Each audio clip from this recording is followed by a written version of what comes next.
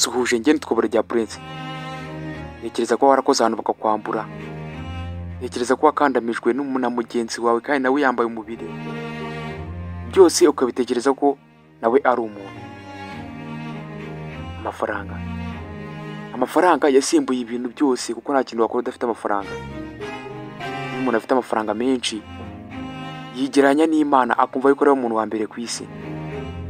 Kandi nyamara hari umuremyi mu ijuru. Uwo muntu ufite amafaranga atekereza ko ibintu byose yabikora bigakorwa, akumva yuko Imana yayigura, akumva yuko byose ari amafaranga. Nyamara se amafaranga wajyana mu nzu y'Imana ukagura Imana? Amafaranga se yagura ibyishimo? Umuntu ufite amafaranga menshi umutwe uragenda ukangirika ku kigereranyo kizamutse hejuru. Uwo ni umuntu udasenga, aba afite ubwirasi, aba afite ingengabitekerezo, ndetse yanga abakene kuva hava nahagera. Ese bose niko bameze? Umuntu ufite miliyari y'amadolari atekereza gute? Atekereza ko umuntu wo hasi atabaho. Atekereza ko nta bijumba bibaho, nta myumbati ibaho. We abona arya mayonezi ndetse n'ibindi bintu biguzwe muri supermarket. Nyamara nagazi ko mayonezi yavuye mu bijumba, nagazi kava muri ibyo bisheke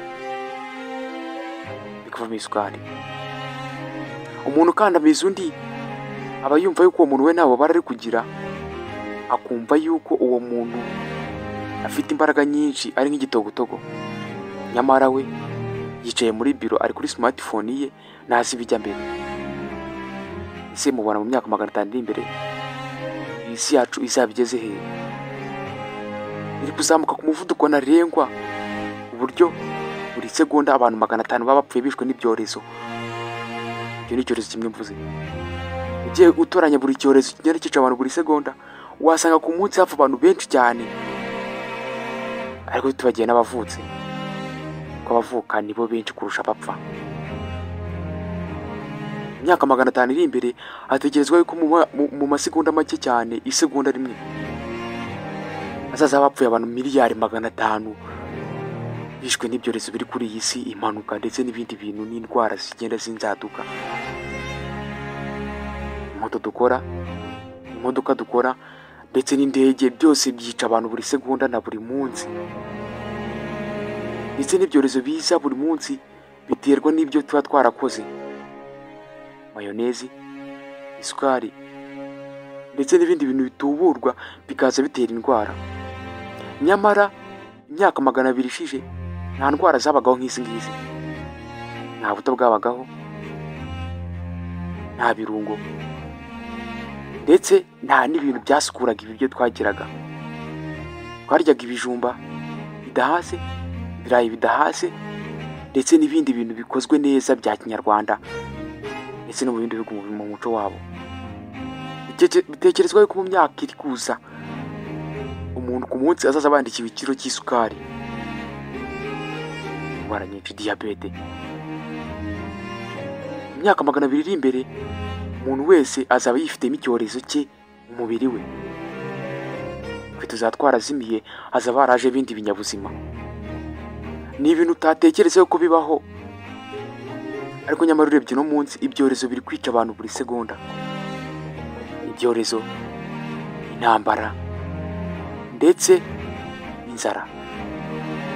Ibihugu by'ibihangange ndetse bifite n'amafaranga menshi, mu byaro byaho harimo abakene benshi bafite ubushomeri, bari kwicwa n'inzara, barara hanze. Nyamara kandi iyo migi ifite imiturirwa, amagorofa agerekeranyije hejuru muri metero 500 ujya hejuru, kilometero 10 ujya hejuru. Nyamara nibatekereza yuko hasi hari bagenzi babo bicwe n'inzara, babuze ibyo kwambara. Ugatekereza ko umuntu afata ibiryo bye akabiha imbwa, akabiha ingurube, akabiha ipusi. Byose bikorwa n'amafaranga n'intekerezo mbi.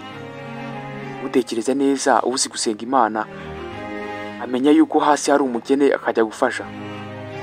Utaba ufite miliyoni y'amadolari, nushinga ikigo gifasha abantu kubaho neza, badafite kivurirwa, nutangira abantu mituweli, ujyana abana mu mashuri kandi ubona abandagaye mu muhanda ufite amafaranga, ahubwo wowe ukayafata ukajyana kuyapfusha ubusa mu ndaya, mu mazi, mu mahoteli, guhahira imbwa yawe. Nyamara ibyo byose nta gaciro bifite ku Mana, nta nubwo bishimishije abantu bo kuri iyi si. Barakubona akavuga ati dore wa mugome, wa muntu wirata. Ese utekereza ko nimba ufite amafaranga yose wowe umva bigushimishije? Ubona ujya kuri smartphone, ku ma Instagram, ujya kuri YouTube uriya amavideo meza ukabona birashimishije, nyamara ukirengagiza abari munsi yawe. Ariko utekereza ko mu myaka 200 imbere twe tuzatwarazimiye, nawe byose wiratana bizaba byarazimiye. Iga kubaho neza ubana n'abantu bose batubaranyije. Uriya n'umukene sinavugana nawe, nzangirana n'abakire bagenzi banjye, byose bizagira iherezo. Njye nitwa Buregeya Prince.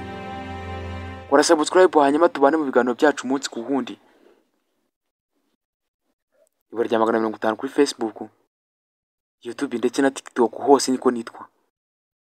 Kora follow, ukore subscribe, ujye kuri Facebook nawe ukore like. Byose Imana izaza ibikuramo neza. Iyi si iri ku muvuduko ntarengwa uzamuka cyane, kuko abantu bari gupfa. Muri segonda rimwe abantu 500 bishwe na sida, muri segonda rimwe abantu 600 bishwe n'impanuka, 2012 bishwe n'icyorezo cya Ebola. Mu myaka 2 iri imbere